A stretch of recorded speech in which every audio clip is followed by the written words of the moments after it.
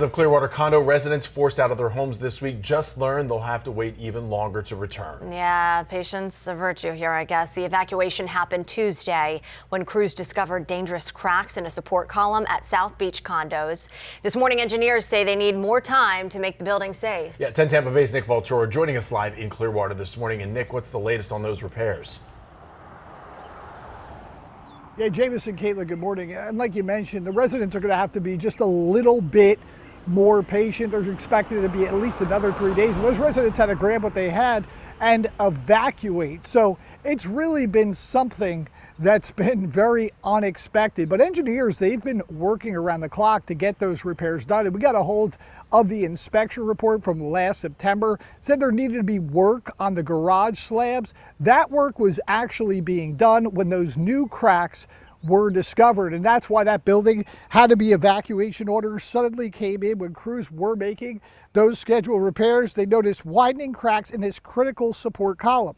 First responders immediately cleared the building, affecting about 60 residents. Engineers have since installed temporary wooden supports to stabilize the structure. Now, experts tell 10 Tampa Bay that the building's proximity to the Gulf may be contributing to the problem. Salt-laden air could accelerate the corrosion of the steel reinforcement inside those concrete pillars, especially in older buildings like this one from the 1970s. It just seems like it was an unfortunate scenario that developed, but luckily the teams were there and they were professional and capable of properly responding.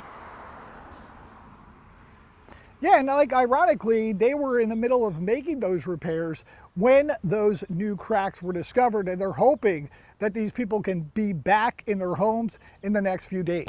Yeah, Nick, and we were saying the other day that this was kind of like a grab and go situation. Residents were told to leave right away, so they had to kind of get out, some with just the clothes on their back at that point. So have we had any information to figure out where they're staying at this point?